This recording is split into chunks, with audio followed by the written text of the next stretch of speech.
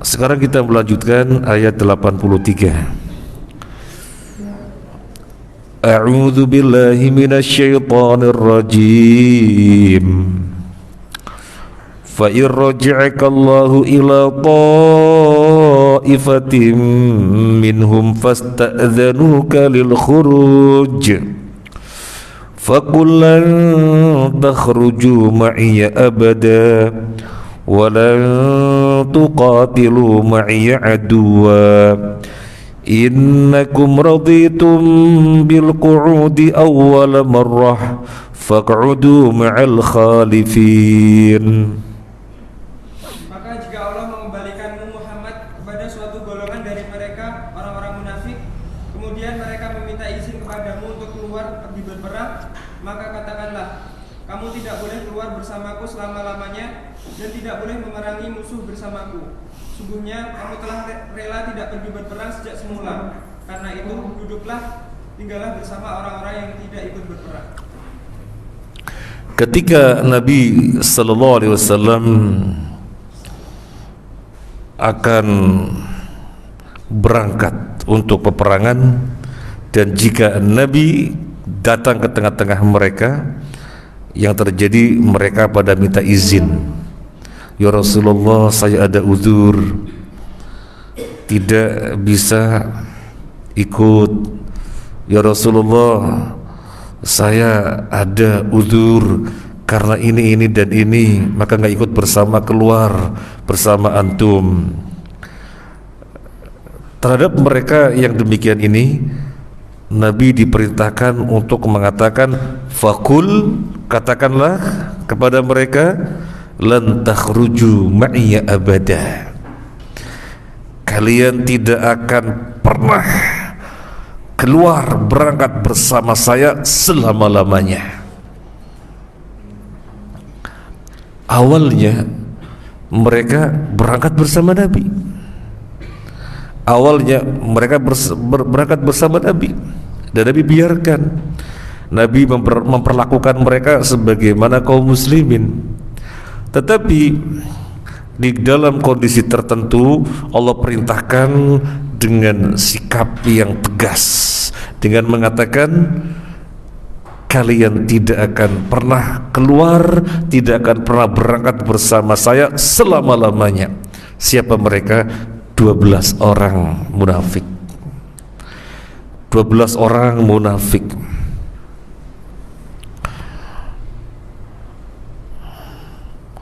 Walan tuqatilu ma'iya abada, dan kalian tidak akan berperang bersama saya selama-lamanya.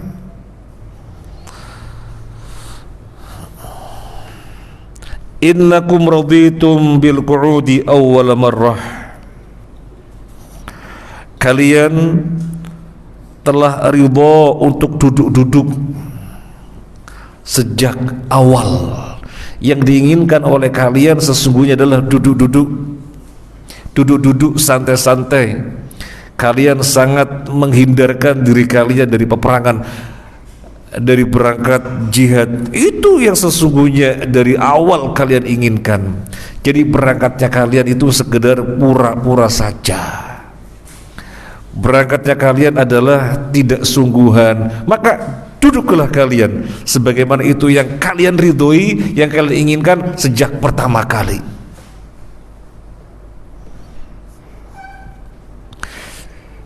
Jadi dalam kondisi tertentu Nabi diperintahkan tegas kepada mereka, dan di sini Nabi diberitahukan kepada siapa harus tegas.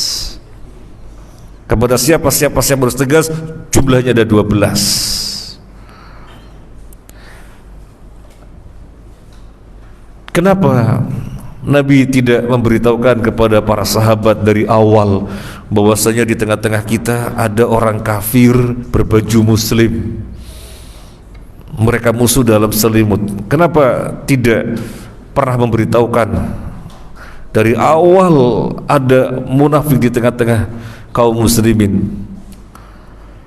Bahkan seterusnya Nabi tidak pernah memberitahukan kepada para sahabat siapa orang munafik, tidak pernah. hanya kepada sahabat yang bernama Hudzaifah bin Al-Yaman saja radhiyallahu an. Kenapa tidak diberitahukan kepada para sahabat? Jawabannya adalah pada waktu-waktu mendatang, apakah kaum muslimin perlu mengetahui nama-nama tersebut? Sudah berganti orang, maka tidak ada perlunya memberitahukan nama-nama mereka. Tidak ada perlunya. Tetapi terhadap 12 orang ini memang Nabi diperintahkan untuk tegas. Berarti ada orang-orang munafik yang sebagian disikapi berbeda.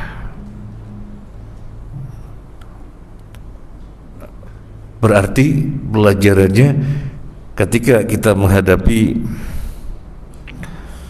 orang yang sesungguhnya mereka sama, untuk suatu kemaslahatan tertentu, menghadapi ini berbeda dari yang lainnya, menghadapi yang lainnya berbeda dari yang ini. Kemudian Allah berfirman, faq'udu ma'al khalifin, duduk-duduklah kalian bersama dengan orang-orang yang duduk. Bukankah duduk-duduk santai,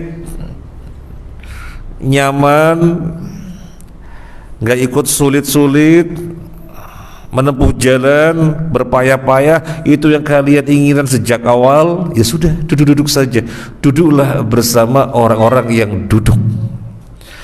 Allah tidak berfirman faq'udu ma'aman ikhluf, duduklah bersama dengan orang-orang yang tinggal dengan bentuk fi'il, tidak.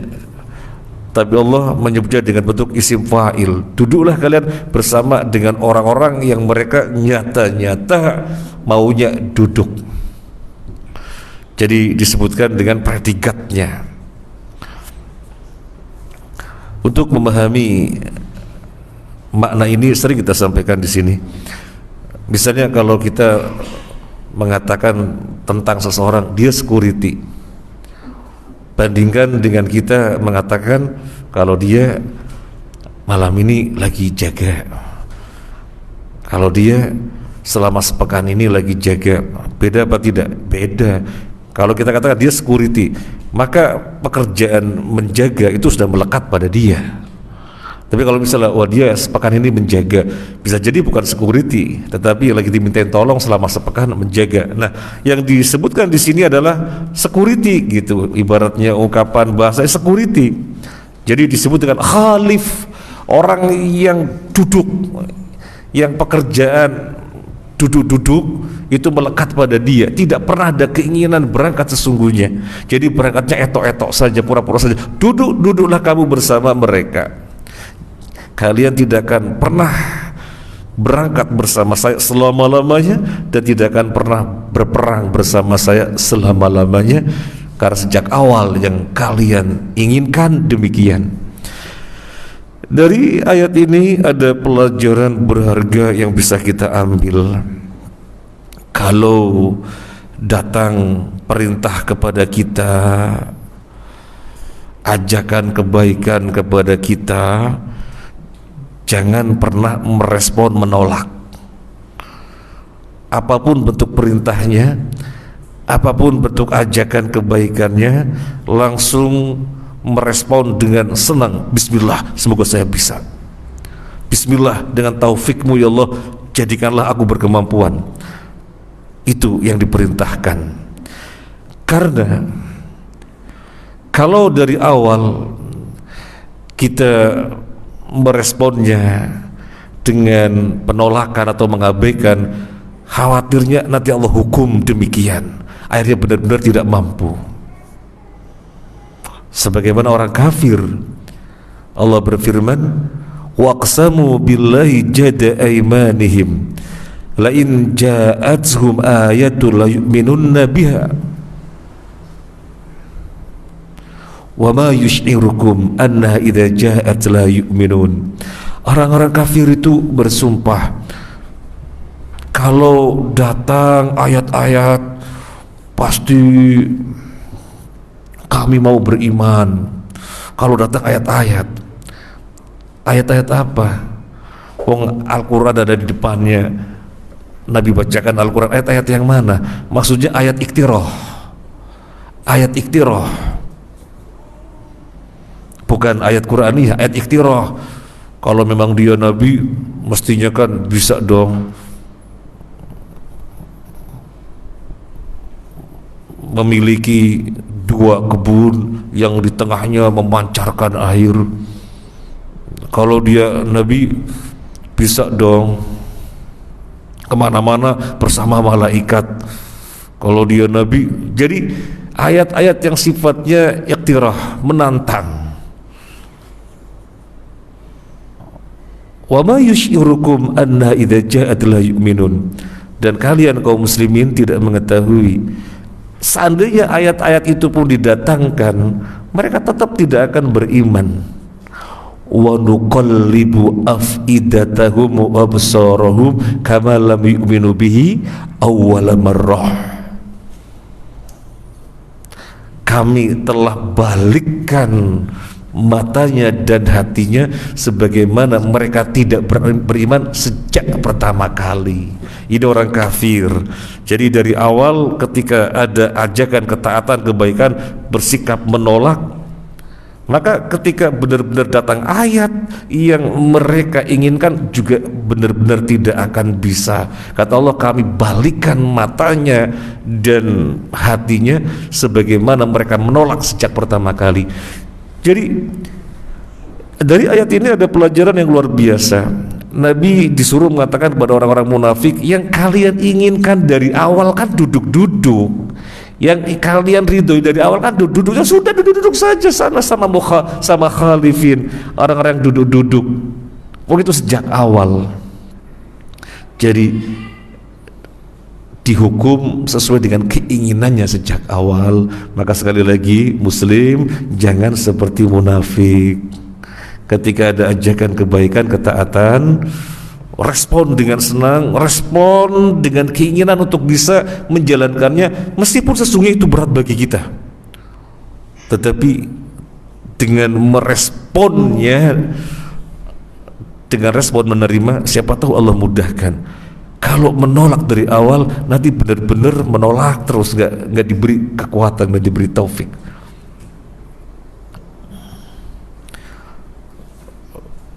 Puasa Ayyamul Bid bagi sebagian orang berat, bagi kita berat.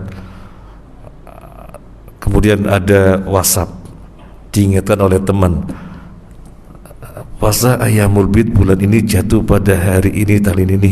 Waduh, saya nggak mungkin mampu. Ya itu akhirnya dibikin nggak mampu karena sudah merespon dengan menolak. Ya saya nggak mungkin mampu, akhirnya nggak mampu terus. Ada proyek akhirat berupa membangun gedung sekolah, biayanya sekian miliar. Waduh, kok miliaran sih, aku kan nggak segitu pendapatan. Waduh, aku nggak bisa andil kayaknya. Nanti bisa dibikin gak andil beneran. Jangan seperti itu. Dari awal harus merespon untuk bisa memohon taufik dari Allah.